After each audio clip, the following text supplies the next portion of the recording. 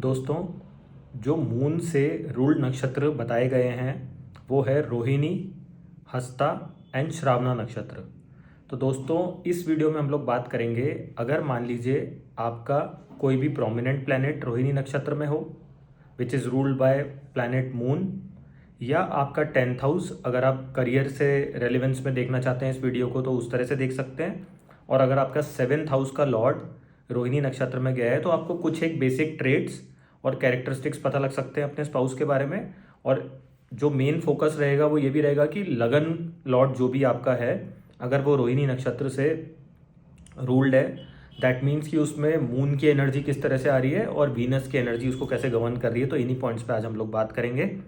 तो देखिए, मेजरली अगर मैं बात करूं तो इसके अंदर वीनस एंड मून दोनों की एनर्जी का इम्पैक्ट रहता है। और कहीं ना कहीं बहुत अच्छे लोग होते हैं ये लोग रिसोर्सेज मैनेजमेंट में, फूड मैनेजमेंट में,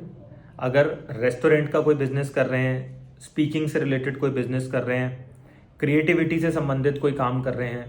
कला से संबंधित कोई काम कर रहे हैं, आर्ट्स हो गया, आर्टिस्ट हो गए, ऑथर्स हो गए, एग्रीकल्चर हो गया क्योंकि फूड का भी इस पे रेलेवेंस आ रहा है आपका, हॉर्टिकल्चरिस्ट हो रहे हैं जो फूलों का, पेड़ पौधों का काम करते हैं नर्सरी पे और फिर इवेंचुअली उसकी सप्लाई होकर साइड पे गार्डनिंग करना, वो करना, तो वैसा भी काम कर सकते हैं। अगर मैं आर्किटेक्चर फील्ड से बात करूं तो लैंडस्केपिंग एक जो फील्ड होती है तो उसके अंदर भी इन लोगों को देखा गया है, क्योंकि उसको किस तरह से क्रिएटिव वे में लेआउटिंग करना, अरेंज करना, प्लांटेशन करना, तो उसमें ये लोग काफ़ी माहिर होते हैं, ऐसा देखा गया है। और डिज़ाइनिंग हो गया आपका, पेंटर्स हो गए, म्यूजिशियंस हो गए, और कला से संबंधित कोई भी अगर मैं क्षेत्र की बात करूं तो उसमें ये बहुत उत्तीर्ण लोग होते हैं। अब देखिए, अगर कला की बात करते हैं, क्रिएटिविटी की बात करते हैं, तो ऐसे लोगों को क्या होता है, हमेशा एक पीस की ज़रूरत होती है कि एक एकांत में रह के सोचना, करना, और उस एनर्जी को किस तरह से वो इस प्लैनेट के सिग्निफिकेंस को कोई फ्रेम में उतार सकते हैं या प्लांटेशन करके लॉन में उतार सकते हैं। मतलब जो भी टेरिटरी में वो लोग हैं उसके अकॉर्डिंग वो लोग उसके सिग्निफिकेंस को यूज़ करके उतार सकते हैं। लेकिन अब यूनिक क्रिएटिविटी तो एक आपकी स्ट्रेंथ हो ही गई, लेकिन इसके साथ क्या होता है कि कई बार आप देखेंगे ना, जो आर्टिस्ट लोग होते हैं या ज़्यादा क्रिएटिव होते हैं तो वो बहुत एक स्ट्रेस में या थोड़ा एरोगेंस भी आ सकती है। या ऐसा कहते हैं कि अगर रोहिणी नक्षत्र का जातक के किसी भी तरह से उनके दिमाग पे हावी होने लग जाए उनकी क्रिएटिविटी, दैट मीन्स कि उनका फिर अंत आ सकता है या उनका डाउनफॉल की शुरुआत हो सकती है, ऐसा अक्सर देखा गया है। तो आप लोगों को एज अ रेमेडियल मेजर मैं ये बोलूँगा कि आपको एक हिदायत है कि आप लोग कोई भी काम कर रहे हैं, किसी भी प्रोफेशन में हैं, तो ठीक है, आपको कुदरती एक शिफा मिली है, आपको एक कुदरत का ब्लेसिंग है कि आप इस नक्षत्र में पैदा हुए हैं, लेकिन कभी भी ईगो अपने सिर पे हावी ना होने दें, नहीं तो आपका पतन निश्चित है और डाउनफॉल की शुरुआत आपको वहीं से नज़र आने लग जाएगी। और आप देखें कि इसका जो एक एसोसिएशन है वो कमल के फूल से भी है। तो आप देखें कि किस तरह के जो भी एसोसिएशन होता है उसको हम कैसे यूज़ कर सकते हैं कि कमल का फूल आप लोग देखें तो एक तो कीचड़ में उगता है, तो किसी भी परिस्थिति से बाहर आने की जो भी आपका प्लैनेट रोहिणी नक्षत्र में गया है उसमें इतनी क्षमता होती है कि अपनी कैपेबिलिटी से किसी भी सिचुएशन में वो वहाँ पे चमक हासिल कर सकते हैं। जो शाइन ब्राइट, अगर मैं कीवर्ड्स की बात करूँ, या to be outstanding in that situation, तो उसको टैकल करके किस तरह से आगे बढ़ना है, उसमें ये लोग एक बहुत अच्छी अपनी प्लानिंग और स्ट्रेटेजी के साथ आगे बढ़ सकते हैं। और कला तो इनफैक्ट इनमें एक जो कूट कूट के भरी है तो वो तो है ही इनके। और हमेशा इनको ऐसा कहा जाता है कि एक ग्रेटिट्यूड और एक थैंकफुल, और एक होता ना कि आपको भगवान का शुक्राना करना चाहिए कि आपको ये कला मिली आपके अंदर जिसके कारण आप एक क्रिएटिव वर्ल्ड में अपनी जगह बना सकते हैं। उस लेवल तक के आर्टिस्ट ये लोग होते हैं। तो आपको हमेशा थैंकफुल होना चाहिए रादर देन कि ईगो अपने माथे पे आप आने देंगे तो आपकी क्रिएटिविटी कहीं ना कहीं डाउनफॉल की तरफ आपको ले जा सकती है। अब इसमें कुछ एक और पॉइंट अगर मैं बात करूं कि किस तरह से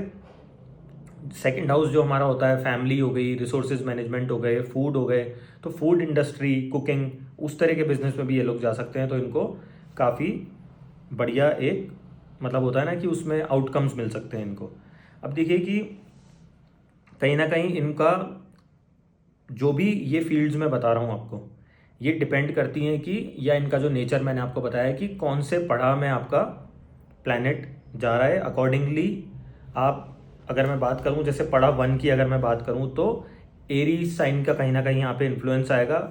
from moon, Venus and Aries. अगर मैं बात करूं मार्स की हो गई मतलब, तो पैशन हो गया, किसी भी चीज़ को इम्पल्सिवली करना हो गया,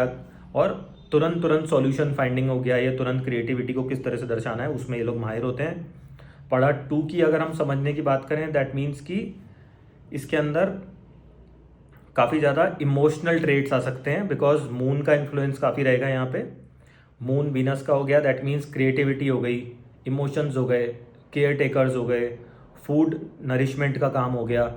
मैनेजमेंट हो गया फूड का, न्यूट्रिशन डाइटिशियन जो होते हैं उस तरह के लोग हो सकते हैं ये लोग। पड़ा 3 की अगर हम लोग बात करें तो उसको इस तरह से समझ सकते हैं कि मरकरी का भी अब यहाँ पे इन्फ्लुएंस आने के चांसेस रहेंगे। तो they are good at communication, skill set सीखने में बहुत माहिर होते हैं। अब स्किल्स होंगे तो creativity and skills one of एक पैरेलल थिंग्स भी हम लोग देख सकते हैं। अगर कंप्यूटर के माध्यम से हम लोग बात करें, आईटी का इन्फ्लुएंस होगा तो मतलब कम्युनिकेटिव डिवाइस का कोई इन्फ्लुएंस आ रहा है तो उस तरह से देख सकते हैं। और कई बार 4th अगर मैं पड़ा की बात करूं तो अगेन जो कैंसर और मून के ट्रेड्स आ रहे हैं, मतलब होमली फीलिंग हो गई इनके साथ बात करके, कंफर्टेबल, कंपेटेबल, इमोशंस वाली बात हो गई, तो वो यहाँ से देखा जा सकता है। अब आप लोग देखें कि कहीं ना कहीं टॉरस साइन की जो एनर्जी आ रही है यहाँ पे, तो आपको मेटेरियलिस्टिक डिज़ायर्स भी काफ़ी ज़्यादा दे सकता है ये। तो उसकी तरफ भी आपका इंक्लिनेशन हो सकता है कि रिसोर्सेज किस तरह से मैं अपनी फैमिली के लिए या अपने लिए इकट्ठे कर सकता हूँ। मेटेरियलिस्टिक डिज़ायर्स बेइंतहा दे सकता है आपको, वो आपके ऊपर है कि कहाँ पे लगाम लगानी है। क्या आपकी क्रिएटिविटी, पैशन उसी डायरेक्शन के लिए आप जा रहे हैं या कुछ और आपका टारगेट है लाइफ में, तो वो डिपेंड करेगा कौन सा प्लैनेट है कि आप एजुकेशन फील्ड से जा रहे हैं या ज़्यादा क्रिएटिव की तरफ जा रहे हैं। तो वो आप लोग खुद एक बेटर जज हैं कि किस तरह का प्लैनेट है, अकॉर्डिंगली देखें। और बहुत बार ये आपको स्टबर्न नेचर भी दे सकता है, जो कि एक टॉरस के बुल हेडेड अप्रोच होती है। अब आप देखें कि जो मैं आपको बता रहा हूँ कि रूल्ड बाय प्लैनेट मून, तो गुड लुकिंग हो गया, शार्प फीचर्स हो गया, फेस वैल्यू बहुत अच्छी होती है इनकी, मार्केट में से होती है, ब्यूटीफुल आइज हो गई, इमोशनल हो गए, very settled kind of personality हो गया, आर्टिस्ट हो गया, वो देखे जाते हैं यहाँ से, आर्किटेक्ट्स हो गए, और नर्चरिंग क्वालिटीज़ भी उनकी होती है। तो बहुत अच्छे केयर टेकर्स हो सकते हैं, कुक्स हो सकते हैं, और एक मदरली फील आपको ऐसे लोगों के साथ आ सकती है। अब डिपेंड करेगा, अगर राहु बैठा है तो फिर वो मदरली फील से ज़्यादा एक थोड़ा स्टबर्न नेचर हो गया, और एक क्विकली चीज़ों को करना और एक भ्रम में रहना, ऐसा भी होने के चांसेस हो सकते हैं। तो आप अकॉर्डिंगली अपना जो भी प्लैनेट है उसको यहाँ पे प्लेस करके देखें, जिस हाउस से उसका सिग्निफिकेंस हो रहा है उसके इम्प्लीकेशंस करके देखेंगे, तो आप उसको बेटर एक अपने जो आपका प्रिडिक्टिव एनालिसिस है उसमें इसको यूज़ कर पाएंगे। अब दोस्तों मैं बात करूं, जैसे कॉस्मेटिक्स प्रोडक्ट हो गए, सैलून हो गया, पार्लर हो गया, तो वो भी यहाँ पे देखा जा सकता है। और अगर आपका मान लीजिए 7th हाउस का रिलेशन यहाँ से हो रहा है, या वीनस का आपका इस नक्षत्र से हो रहा है, दैट मीन्स कि very eye catchy personality, beautiful eyes, face बहुत सुंदर होगा उनका, ओवरऑल पर्सनैलिटी बहुत अपीलिंग हो सकती है, आई कैची हो सकती है, और अटेंशन सीकर्स हो सकते हैं किसी भी पार्टी में अगर आपके साथ वो जा रहे हैं, और बहुत ही बढ़िया परफ्यूम्स उनको लगाने का शौक हो सकता है। और ऐसी पर्सनैलिटी होती है, अगर मैं ओवरऑल बात करूं, कि दूसरों को जेलेसी फील हो, या अगर अच्छा कुछ पॉजिटिव वो देखें तो एडमायर भी कर सकते हैं कि हमें भी आपके जैसा बनना है, ऐसे चांसेस हो सकते हैं। बट इनको हमेशा मन में एक फीलिंग आती रहती है कि दूसरे हमारी तारीफ करें, और किस तरह से लोगों से ज़्यादा बेहतर ये दिख सकते हैं, प्रेजेंटेबल हो सकते हैं, ड्रेसिंग कैसी हो सकती है, उन सब पे इनका फोकस रहता है। अब कुछ एक कीवर्ड्स एंड प्रोफेशन की अगर मैं बात करूं, तो strong energy of Venus and moon, और जो पड़ा के हिसाब से मैंने आपको बताया वो आप देख ही सकते हैं। राइटर्स हो गए, पोएट्स हो गए, सिंगर हो गए, आर्टिस्ट, आर्ट वर्क वाले हो गए, हाथ से कोई कलात्मक चीज़ कर रहे हैं वो हो गए। मार्स की अगर एनर्जी की बात करूं पड़ा 1 की, तो स्पोर्ट्स हो गया, म्यूजिक, आर्ट्स, और एक इनका ऑरा इतना प्रोमिनेंट होता है कि इनकी आप लोग देखेंगे कि एक होता है ना कि जो ये बोलते हैं, या इनकी जो ओवरऑल बॉडी टाइप है या अपील है लोगों के सामने, जो मैं आपको कह रहा था, तो उसमें बहुत अच्छी इनको फैन फॉलोइंग मिलती है। मतलब जहाँ पे भी जाते हैं तो एक झुंड इकट्ठा हो जाता है और लोग, एक होता है ना कि इनसे प्रभावित रहते हैं काफ़ी। अपार्ट फ्रॉम वो जो जेलेसी वाला फैक्टर है वो तो रहेगा ही, लेकिन मैं अगर इन जनरल एक लोगों की बात करूं तो हमेशा इनकी एक इन्फ्लुएंसर काइंड ऑफ पर्सनैलिटी हो गई, या लोग इनको फॉलो कर रहे हैं जो भी चीज़ ये कर रहे हैं उसमें, या इनकी तरह बनना चाहते हैं, इनकी तरह कपड़े पहनना चाहते हैं, इनकी तरह अपना पैसा स्पेंड करना चाहते हैं, तो वो सब एक प्रोमिनेंट फीचर देखा गया है इनका। कुछ एक और ब्यूटी से संबंधित मैं बात करूं तो कॉस्मेटिक प्रोडक्ट हो गए, ओवरऑल इनकी बॉडी टाइप हो गई, ब्यूटीफुल बहुत होते हैं। आइज़ एंड आइज़ मेकअप वो एक बहुत ज़्यादा इनका प्रोमिनेंट फीचर हम लोग देख सकते हैं। तो दोस्तों ये पूरी मेरी एक कोशिश है कि रोहिणी नक्षत्र में यदि आपका 7th लॉर्ड, तो आप स्पाउस एंड अपनी मैरिज के बारे में देख सकते हैं, लोगों के सामने कैसी आपकी एक छवि होगी, किस तरह से आपकी फ़ैन फॉलोइंग होगी वो देख सकते हैं यहाँ से। अगर उसका कनेक्शन आपके 10th हाउस से 2nd हाउस से हो रहा है तो आप लोग ये देख सकते हैं कि किस तरह का आपका करियर पाथ रह सकता है। अगर आपके लगन से हो रहा है और आपके 5th हाउस से हो रहा है तो 5th हाउस हमारा विद्या, संतान, बुद्धि, हमारा माइंडसेट, तो एंड लव एंड रिलेशनशिप के लिए भी वहाँ से समझ सकते हैं। और लगन की अगर मैं बात करूँ तो आपकी ओवरऑल पर्सनैलिटी में जो भी मैंने कीवर्ड्स आपको बोले, स्ट्रॉन्ग पॉइंट्स जो मैंने आपको बताए हैं, क्रिएटिविटी हो गई, वो आपका करियर से संबंध हो गया, आपकी गुड लुक्स हो गई, ब्यूटी हो गई, फिटनेस हो गई, बॉडी को एक लीन, एक प्रॉपर क्लियर बॉडी हो गया, क्लियर स्किन टाइप हो गया,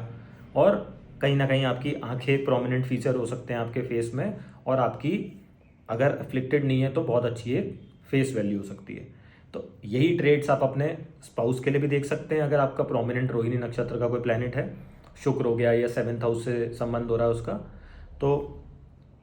इसी तरह से हम लोग मून के बाकी जो नक्षत्र हैं उसके बारे में भी